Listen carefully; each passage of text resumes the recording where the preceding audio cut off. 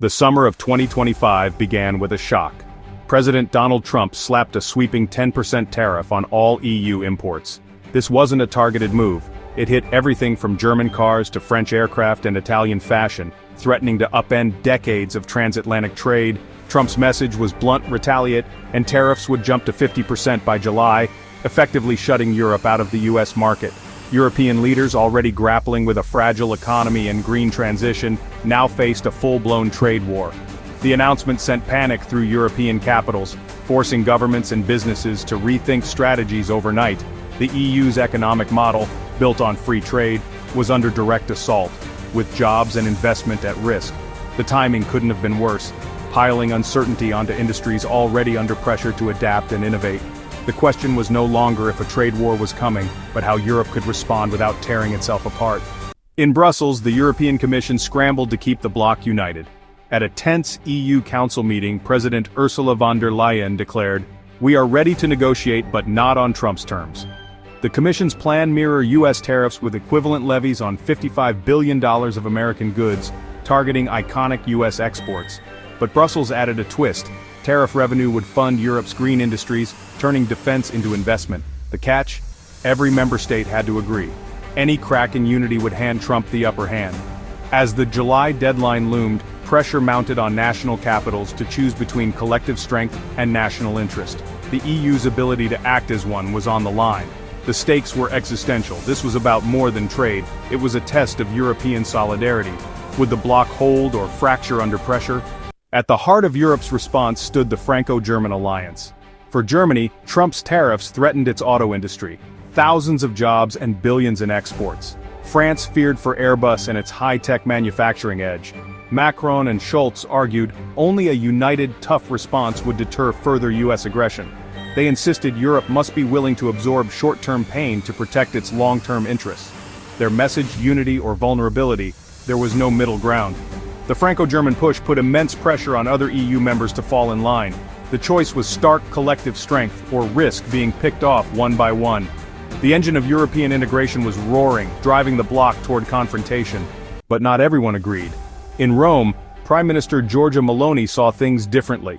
She viewed the 10% tariff as manageable for Italy's luxury exports, unlike Germany's mass-market cars. Meloni had built a rapport with Trump, hoping to negotiate exemptions for Italian goods. Her strategy positioned Italy as a bridge, not a combatant, betting on special treatment from Washington. Italy's business lobby argued their high-margin products could absorb tariffs better than German rivals. Meloni's approach challenged EU unity, prioritizing national interest over bloc solidarity. The gamble: could Italy secure a deal and avoid isolation, or would it be left exposed? The stakes for Italy and for Europe's cohesion were enormous. Meloni's US outreach wasn't just about fashion, it was about Italy's future. Projects like the TSMC chip plant in Sicily and the F-35 assembly line tied Italy's prosperity to American partnership. If Meloni secured a deal, Italy could become America's privileged partner in Europe, attracting investment and shielding its exports. But if Trump refused, Italy would face tariffs alone, without EU protection. Breaking ranks risked EU retaliation, lost funding, sidelined projects, diminished influence. Meloni's choice: chase uncertain US favors, or stick with the EU's collective security. The wrong move could devastate Italian industry and leave Rome isolated. The stakes were clear. Italy's future hung in the balance. Would Meloni's gamble pay off, or backfire spectacularly? The answer would shape Italy's role in Europe for years to come. Brussels knew it couldn't afford to lose Italy. Instead of pressure, the EU offered incentives: a major share of the Green Investment Fund, billions for Italian industry, and a new space center in Sardinia.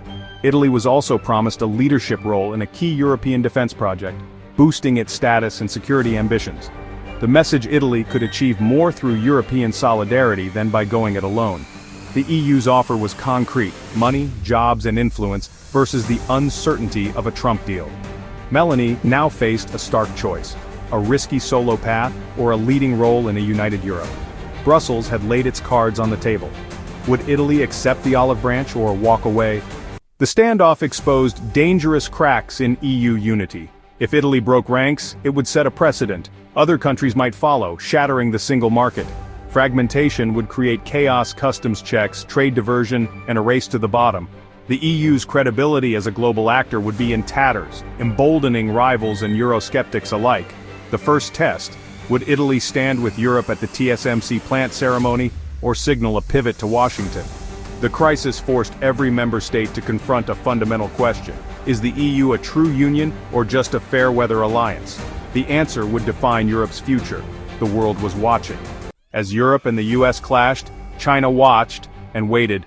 A divided West was a gift to Beijing, opening doors for Chinese industry and influence. A trade war would make European cars pricier, giving Chinese EVs a chance to flood the market.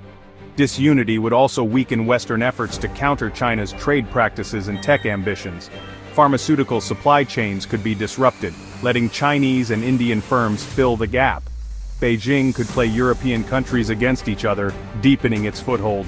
The EU-US conflict risked not just weakening the West but strengthening its main rival. The stakes were global. As the July deadline neared, Europe stood at a crossroads. Trump's tariffs were more than a trade dispute. They were a test of Europe's unity and industrial future. The choices made in Berlin, Paris, and Rome would shape jobs, industries, and the EU's global standing. Failure to unite could unravel the single market and decades of integration. A trade war threatened Europe's green transition and risked deindustrialization. The crisis forced Europe to ask, are we a collection of states, or a true union? The answer would determine if Europe could stand strong in a turbulent world, or be sidelined by more unified rivals. The decisions of summer 2025 would echo for a generation. Europe's future was on the line.